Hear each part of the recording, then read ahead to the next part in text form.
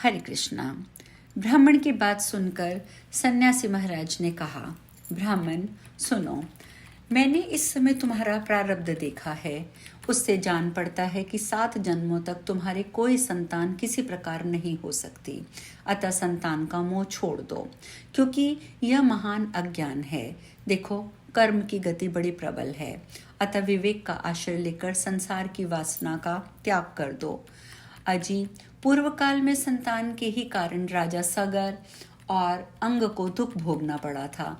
इसीलिए अब तुम कुटुंब की आशा छोड़ दो। त्याग में ही सब प्रकार का सुख है। यह सुनकर ब्राह्मण बोले, बाबा, विवेक से क्या होगा? मुझे तो जैसे बने वैसे ही पुत्र दे दीजिए, नहीं तो मैं शोक से मूर्छित होकर आपके आगे ही अपने प्राण त्याग दूंगा। पुत्र आदि के सुख से ही हीन ये सन्यास तो सर्वथा नीरस ही है। संसार में पुत्र पौत्रों से भरा हुआ गृहस्थाश्रम ही सरस है।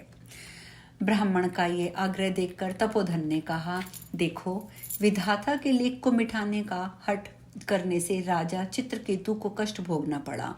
अतः देव ने जिसके पुरुषार्थ को कुचल दिया हो, ऐसे पुरुष के समान तुम्हें पुत्र से सुख नहीं मिलेगा।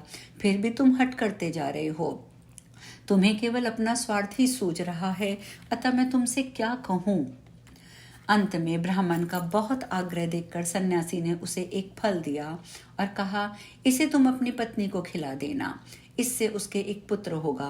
तुम्हारी स्त्री को चाहिए कि वह 1 वर्ष तक सत्य, शौच, दया और दान के नियम का पालन करती हुई प्रतिदिन एक समय भोजन करे। इससे बालक अत्यंत शुद्ध स्वभाव वाला होगा। ऐसा कहकर वे योगी महात्मा चले गए और ब्राह्मण अपने घर लौट आया। यहाँ उसने अपनी पत्नी के सामने वह फल रख दिया, उसके हाथ में देता हुआ, बल्कि वह बोला कि इस फल को तुम खा लो, और ये कहकर वह स्वयं कहीं चला गया। उसकी पत्नी तो कुटिल स्वभाव की थी ही। अपनी सखी के आगे रो रो कर इस प्रकार कहने लगी, अहो, मुझे भारी भारी चिंता हो रही है। मैं तो इस फल को नहीं खाऊंगी। सखी, इस फल को खाने से गर्भ रहेगा और गर्भ से मेरा पेट बढ़ जाएगा। फिर तो खाना पीना कम होगा, इससे मेरी शक्ति घट जाएगी। ऐसी दशा में तुम ही बताओ, घर का काम धंधा कैसे होगा? यदि दैववश गांव में लूट पड़ जाए तो गर्भिणी स्त्री तो भाग भी नहीं सकती। यदि कहीं सुखदेव जी की तरह यह गर्भ भी 12 वर्षों तक पेट में रह गया तो इसे बाहर कैसे निकाला जाएगा? यदि कहीं प्रसव काल में बच्चा टेढ़ा हो गया तो उससे तो मेरी मौत भी हो जाएगी। बच्चा पैदा होते समय बड़ी असह्य पीड़ा होती है। मैं सुकुमारी सी स्त्री भला उसे कैसे सह सकूंगी? गर्भवती अवस्था में जब मेरा शरीर भारी हो जाएगा और चलने फिरने में आलस्य लगेगा, उस समय मेरी ननंद रानी आकर घर का सारा माल मत्ता उड़ा कर ले जाएगी। और तो और ये सत्य शौच आदि का नियम तो मेरे लिए बहुत ही कठिन दिखाई देता है। जिस स्त्री के संतान होती है उसे बच्चे के लालन पालन में भी कष्ट भोगना पड़ता है। मैं तो समझती हूँ बांझ अथवा विधवा स्त्रियां ही अधिक सुखी होती हैं। नारद जी इस प्रकार कुतर्क करके उस ब्राह्मणी ने फल नहीं खाया। जब पति ने पूछा, तुमने फल खाया? तो उसने उत्तर दे दिया, हाँ, खा लिया। एक दिन उसकी बहन अपने आप ही उसके घर पर आई। धुंधली ने उसके आगे अपना सारा वृतांत सुना दिया। बहन, मुझे इस बात की बड़ी चिंता है कि संतान न होने पर मैं पति को क्या उत्तर दूंगी। इस दुख के कारण मैं दिनों दिन दुबली होती जा रही हूँ। बताओ मैं क्या करूँ? तब उसने कहा, दीदी, मेरे पेट में बच्चा है। प्रसव होने पर यह बालक मैं तुमको दे दूंगी। तब तक तुम गर्भवती स्त्री की भांति घर में छिपकर मौज से रहो। तुम मेरे पति को धन दे देना, इससे वे अपना बालक तुम्हें दे देगा और तुम और लोगों को इस बात का प्रचार कर देंगे हम लोग कि मेरा बच्चा 6 महीने का होके मर गया। मैं प्रतिदिन तुम्हारे घर में आके बच्चे का पालन पोषण करती रहूंगी। तुम इस समय परीक्षा लेने के लिए ये फल गौ को खिला दो। तब उस ब्राह्मणी ने स्त्री स्वभाव के कारण सब कुछ वैसा ही किया। तदंतर समय आने पर उसकी बहन को बच्चा पैदा हुआ। बच्चे के पिता ने बालक को लाकर एकांत में धुंधली को दे दिया। उसने अपने स्वामी को सूचना दे दी कि मेरा बच्चा पैदा हो गया है और कोई कष्ट नहीं हुआ। आत्मदेव के पुत्र होने से लोगों को बड़ी प्रसन्नता हुई। ब्राह्मण ने बालक का जात कर्म संस्कार करके ब्राह्मणों को दान दिया। उसके दरवाजे पर गाना बजाना, नाना प्रकार के मांगलिक उत्सव होने लगे। धुंधली ने स्वामी से कहा, मेरे स्तनों में दूध नहीं है, फिर गाय भैंस आदि अन्य जीवों के दूध से मैं बालक का पोषण कैसे करूंगी? मेरी बहन को भी बच्चा हुआ था, किंतु वह मर गया है, अतः अब उसी को बुलाकर घर में रखिए, वही अपने बालक का पालन पोषण करेगी। उसके पति ने पुत्र की जीवन रक्षा के लिए सब कुछ किया। माता ने उसका नाम धुंधकारी रखा। तदंतर 3 महीने बीतने के बाद ब्राह्मण की गौ ने भी एक बालक को जन्म दिया, जो सर्वांग सुंदर, निर्मल, स्वर्ण की कांति वाला था। उसे देखकर ब्राह्मण देवता को बड़ी प्रसन्नता हुई। उसने स्वयं ही बालक के सब संस्कार किए। ये आश्चर्यजनक समाचार सुनकर सब लोग उसे देखने के लिए आए और आपस में कहने लगे, देखो इस समय आत्मदेव का कैसा उदय हुआ है, भाग्य का उदय हुआ है।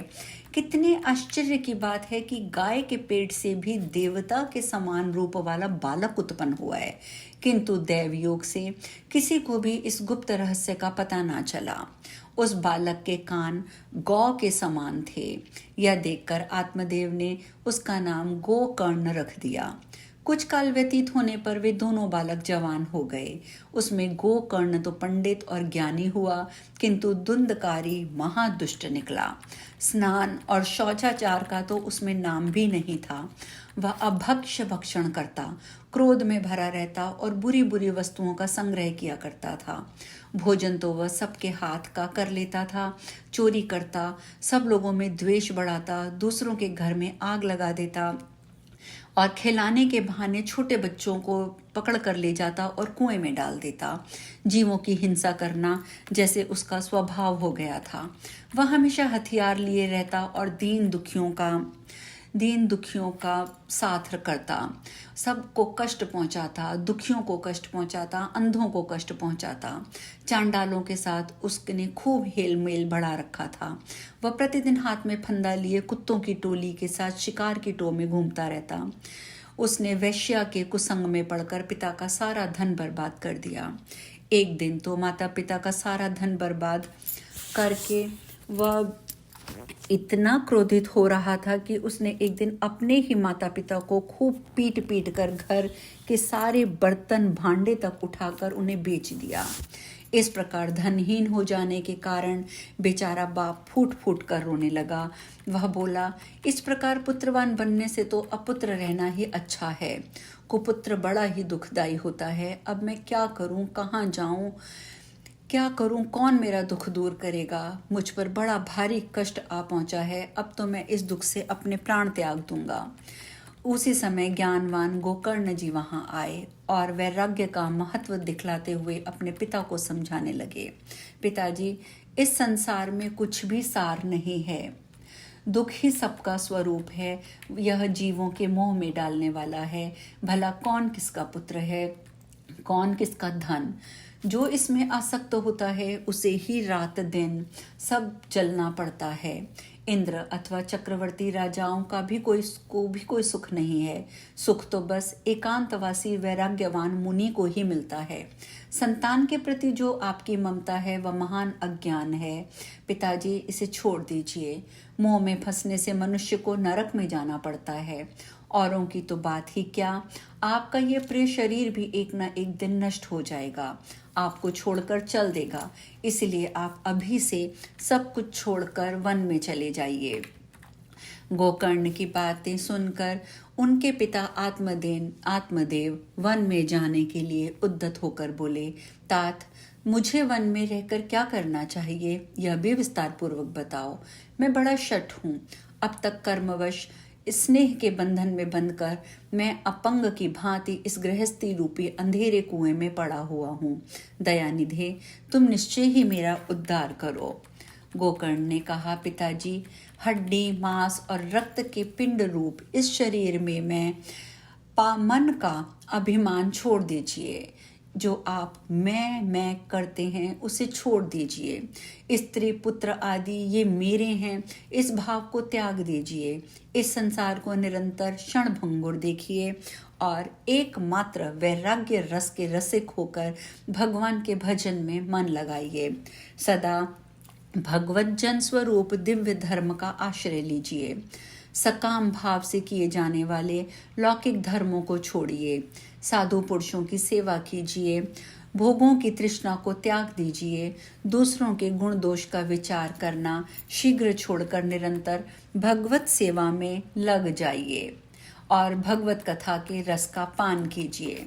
इस प्रकार पुत्र के कहने पर आत्मदेव 60 वर्ष की अवस्था बीत जाने पर घर छोड़कर स्थिर चित्त से वन को चले गए और वहां प्रतिदिन भगवान श्री हरि की परिचर्या करते हुए नियम पूर्वक दशम स्कंद का पाठ करने से उन्होंने भगवान श्री कृष्णचंद्र को प्राप्त कर लिया। हरे कृष्णा। आज हम कथा में यहीं विश्राम लेंगे। आगे का महात्म्य कल पढ़ेंगे। हरे कृष्णा।